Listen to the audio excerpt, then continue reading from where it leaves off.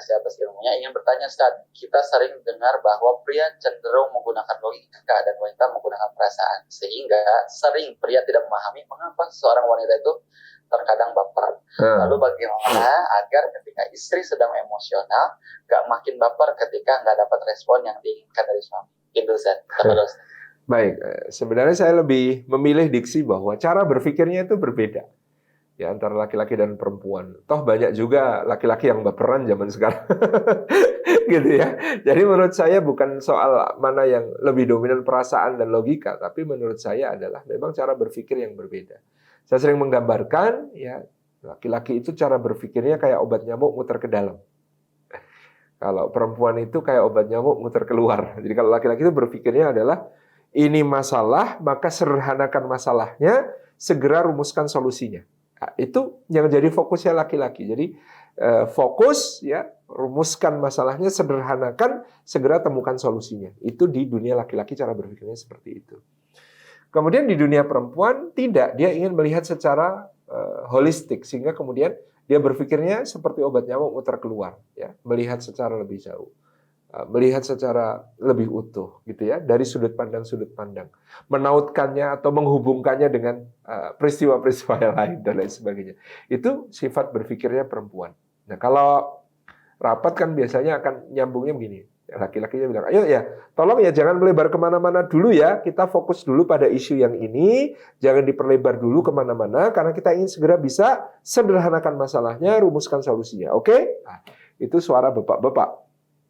Ibu-ibu akan mengatakan, jangan suka mensederhanakan masalah, mas, ini tuh semuanya penting. Dengerin dulu tuh ceritaku, ada hubungannya semua loh ini, mas. Gitu. Nah, itu kan sudah menunjukkan bahwa cara berpikirnya berbeda. Sebenarnya ketika Allah menakdirkan demikian kan supaya ketemu di tengah ya. Kalau laki-laki ini diturut, ya, fokus, intinya ini apa solusinya? Bisa salah ambil solusi karena tergesa-gesa. Di sisi lain kalau perempuan dituruti, muter-muter ke sana kemari, nggak ketemu solusi nanti karena kemudian terlalu luas melebar ke mana-mana. Nah, maksudnya kan ketemu di tengah supaya seimbang. Tapi gara-gara tadi kita tidak saling memahami sudut pandang ini, sehingga kemudian apa? Nggak ketemu sama sekali. Nah, jangan sampai. Jadi kita memahami ini cara berpikirnya berbeda. Ini cara menghadapi masalahnya juga berbeda. Di dunia lelaki menghadapi masalah itu dengan cara menyendiri, berkontemplasi, merumuskan solusi. Semakin sedikit orang yang terlibat semakin baik karena agar solusi segera bisa diimplementasikan. Itu laki-laki. Tapi di dunia perempuan ya kalau menghadapi persoalan, permasalahan, sharing is caring gitu ya. Kalau kita mau berbagi berarti tanda kita saling peduli satu sama lain. Ketika masalah itu dibagi, dicurhatkan ya, maka dia akan bertambah ringan. Tekanannya yang dialami itu berkurang gitu ya. Apalagi sambil nangis gitu ya. Itu tambah plong gitu ya kalau kemudian merasa dimengerti, difahami. Nah, ini kan berbeda. Sudut pandangnya berbeda. Maka tadi saya mengatakan Ibunda kita Khadijah itu hebat karena ketika Rasulullah pulang dari Gua Hira mengatakan menggigil itu zamiluni ya Khadijah zamiluni, langsung dibawa masuk ke dalam diselimuti. Coba ibu-ibu zaman sekarang yang suaminya menggigil pucat pasi gemeteran depan pintu habis pergi jauh kayak begitu. Apa yang terjadi? Pasti diwawancarai, ya Allah mas ada masalah apa? Duduk dulu mas, ayo cerita ada masalah apa ini kok sampai kayak begini? Kan berbeda. Karena di dunia laki-laki itu yang diharapkan. Di dunia perempuan sharing sekali. Jadi saya sering memberi ilustrasi ada suami datang ya tasnya dilempar ke sofa, tubuhnya dihempaskan gitu ya. Sepatunya dilepas dengan kaki langsung ya nggak pakai tangan kemudian begini. Kan ada masalah berarti. Kalau begitu. Nah, istri yang caring tadi, peduli tadi pasti bertanya, "Mas, ada masalah apa?" Kemudian di dunia laki-laki tadi menceritakan masalah itu berarti minta bantuan. Minta bantuan bagi seorang laki-laki itu berarti cowok cemen gitu ya. Maka dia akan menjaga supaya nggak cerita. Saya bilang nggak kok, nggak ada apa-apa. Nah, istrinya ngejar, "Mas, kalau aku ada masalah kan juga cerita sama Mas. Masa Mas nggak mau cerita sama aku?" Suaminya kan akan mengatakan dengan maksud yang baik tentu saja, "Dek, ini tuh masalah kantor kok, Dek. Biar aku aja yang pusing mikirin, kamu nggak usah." Karena bagi sang suami dia memikirkan istrinya itu sudah pusing mikirin anak, mikirin rumah, ngurusin ini, ngurusin itu, arisan, pengajian, macam-macam. Kasihan kalau ditambahi beban dengan diceritain masalah kantor kepada dia. Bayangannya suami, Kalau ada masalah itu pasti jadi beban pikiran karena fokus tadi. Sehingga dia tidak mau cerita sama istrinya, nggak ingin nambahi beban istrinya. Di dunia wanita nggak mau cerita berarti nggak percaya. Oh jadi Mas nggak percaya sama aku.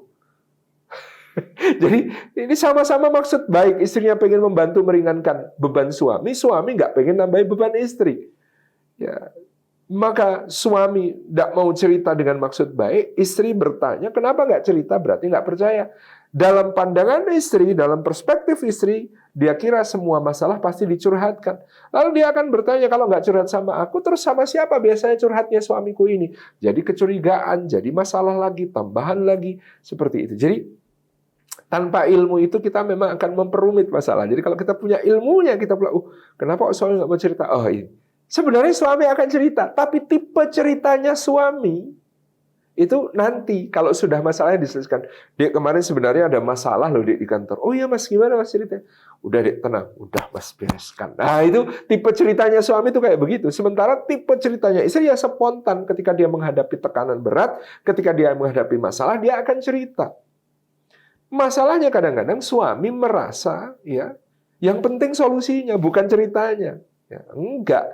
Di dunia laki-laki hasil penting, di dunia perempuan proses ini loh, prosesnya ini loh. Dia cerita, Mas aku capek banget pas hari ini ya Allah. Cucian numpuk, piring gelas kotor semua, rumah berantakan, anak-anak rewel, tetangga-tetangga rese, tamu berdatangan nggak habis-habis. Capek Mas, capek. Ngomongnya begitu. Suaminya masih tetap sambil pegang gadget atau baca koran, ngelirik sebentar juga. Sabar ya Dek, insya Allah bulan depan kita cari pembantu. Di dunia lelaki ketika istri mengadukan bahwa rumah ini sulit banget diurus, seabrek-abrek dia capek, maka yang terpikir di kepala suami adalah solusi. Maka dia menawarkan solusi. Sabar ya Dek, bulan depan kita cari pembantu. Tapi tetap sambil pegang gadget. Maka di dada istri, suami bermaksud baik loh ini, menawarkan solusi. Tapi di dalam perasaan istri yang muncul adalah, oh jadi selama ini semua pengorbananku, semua kerja kerasku di rumah, semua yang kulakukan, ya, padahal aku ini disekolahkan sama bapakku sampai S2, aku milih nggak ngajar ngurusin rumah kamu. Ternyata pekerjaanku dan pengorbananku selama ini tidak lebih kau anggap sebagai pekerjaan seorang pembantu semata-mata. Tega sekali kamu Mas. Serendah itu aku di matamu Mas gitu ya.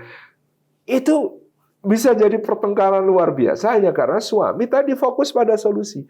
Padahal ya ini memang keterampilan yang harus dimiliki suami adalah untuk mendengarkan curhatnya istri ya.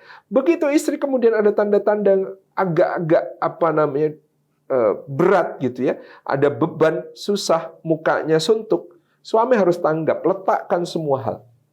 Letakkan gadgetnya, letakkan korannya, semuanya. Simak curhatnya istri dengan ada kontak mata, dengan ada bahasa tubuh, dengan ada respon-respon, dengan menggenggam tangan, dengan menatap matanya, dengan kemudian memeluk, dan lain sebagainya.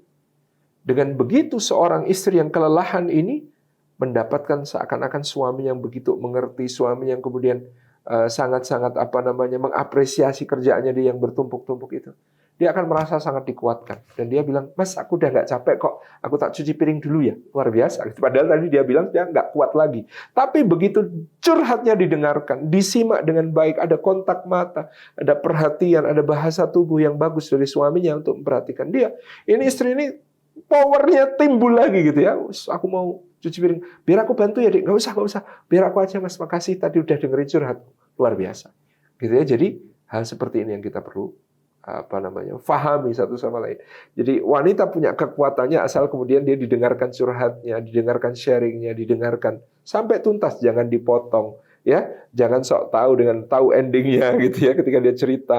Kemudian jangan sampai kita merasa bahwa ini butuh solusi segera. Enggak, yang terpenting itu didengarkannya dulu, disimak dulu, bisa sefrekuensi antara suami istri dalam memandang satu persoalan. Itu yang lebih penting di istri daripada dari selesainya sebuah persoalan atau solusi. Nah, kadang-kadang yang seperti ini kan tidak difahami oleh suami istri sehingga kemudian ini numpuk masalah tadi. Maka harus belajar, maka harus memahami sudut pandang seperti ini.